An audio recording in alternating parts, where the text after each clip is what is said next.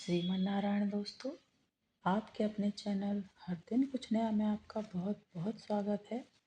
तो आज की वीडियो में हम सुनेंगे माघ मास कथा अध्याय 3 को। तो चलिए वीडियो को शुरू करते हैं। तब राजा दिलीप कहने लगे कि हे महाराज, यह पर्वत कितना ऊंचा है और कितना लंबा चौड़ा है। तब वशिष्ठ जी कहने लगे कि 36 योजन ऊंचा, ऊपर चोटी से 10 योजन चौड़ा और नीचे 16 योजन चौड़ा है, जो हरी, चंदन, आम, मदार, देवदार और अर्जुन के वृक्षों से सुशोभित है। दुर्भिक्ष से दुखी होकर इस पर्वत को फल और फूलों से परिपूर्ण देखकर भृगु वहीं रहने लगे और यहाँ पर कंदराओं, वनों और उपवनों में बहुत दिनों तक तप करते रहे। इस प्रकार जब भृगु ऋषि वहाँ पर अपने आश्रम पर रह रहे थे, तो एक विद्याधर अपनी पत्नी सहित उतरा। वे अत्यंत दुखी थे। उन्होंने भृगु ऋषि को प्रणाम किया और ऋषि ने बड़ी मीठी स्वर में उनसे कहा कि हे विद्याधर, तुम बड़े दुखी दिखाई देते हो, इसका क्या कारण है। तब विद्याधर कहने लगा कि हे महाराज, पुण्य के फल को पाकर, स्वर्ग पाकर और देवतुल्य शरीर पाकर भी मेरा मुख व्याघ्र जैसा है। मेरे दुख और अशांति का यही एक कारण है। न जाने किस पाप का फल है। मेरे चित्त की व्याकुलता का दूसरा कारण भी सुनिए।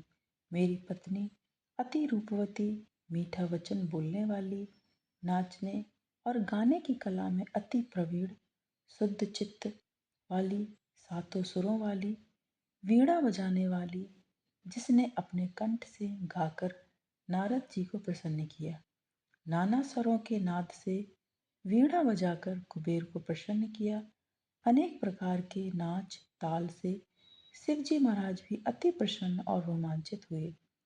शील, उदारता, रूप तथा यौवन में स्वर्ग की कोई अप्सरा भी इस जैसी नहीं है। कहाँ ऐसी चंद्रमुखी स्त्री और कहाँ मैं व्याघ्र मुग्र वाला। यही चिंता सदैव मेरे हृदय को जलाती रहती है। विद्याधर के ऐसे वचन सुनकर तीनों लोकों की भूत, भविष्य और वर्तमान की बात जानने वाले तथा दिव्य दृष्टि वाले ऋषि कहने लगे कि हे विद्याधर, कर्म के विचित्र फलों को प्राप्त होकर ज्ञानी पुरुष भी मोह को प्राप्त हो जाते हैं। मक्खी के पैर जितना विष भी प्राण लेने वाला हो जाता है।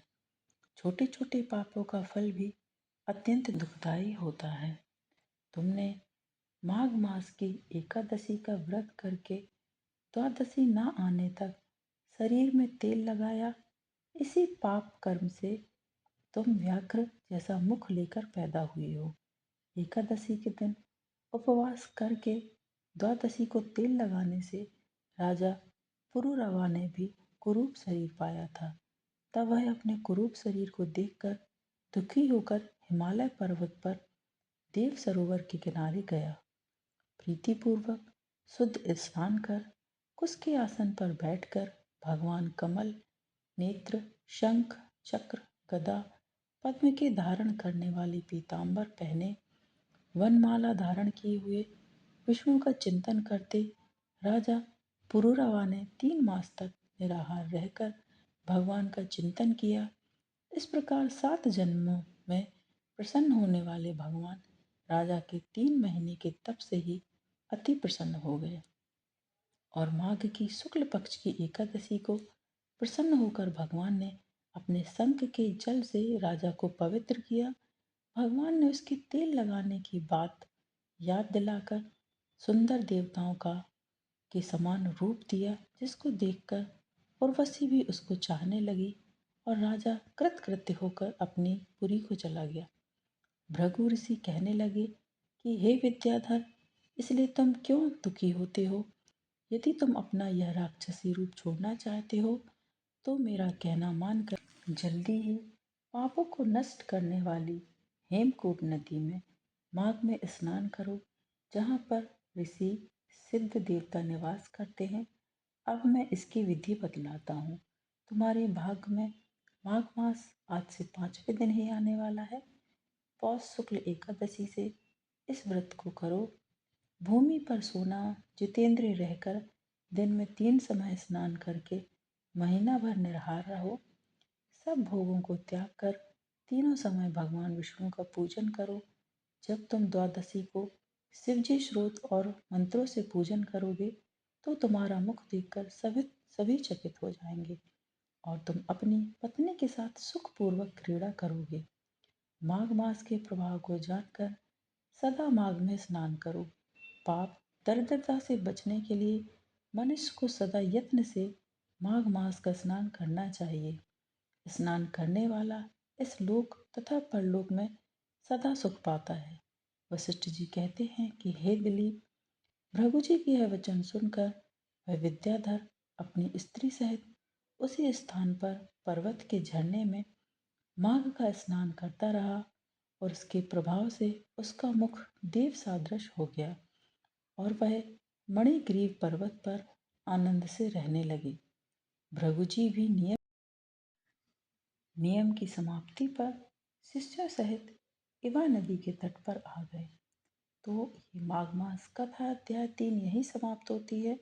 यदि आपको आज की कथा, आज का वीडियो पसंद आया है दोस्तों, तो वीडियो को लाइक कीजिए, शेयर कीजिए अपने दोस्तों के साथ, अपने परिवारजनों के साथ, ताकि उन तक भी ये वीडियो पहुँचे और वो भी कथा का श्रवण कर सकें, कथा का लाभ ले सकें। और यदि आप चैनल पर नए हैं तो चैनल को सब्सक्राइब अवश्य कीजिए, साथ ही बेल आइकन को प्रेस कीजिए। इससे ये होगा कि मैं कोई भी वीडियो अपलोड करूँगी तो इसकी नोटिफिकेशन सबसे पहले आपके पास पहुंच जाएगी। आगामी व्रतों एवं त्योहारों के लिए चैनल पर बने रहें। मिलते हैं नेक्स्ट वीडियो में दोस्तों।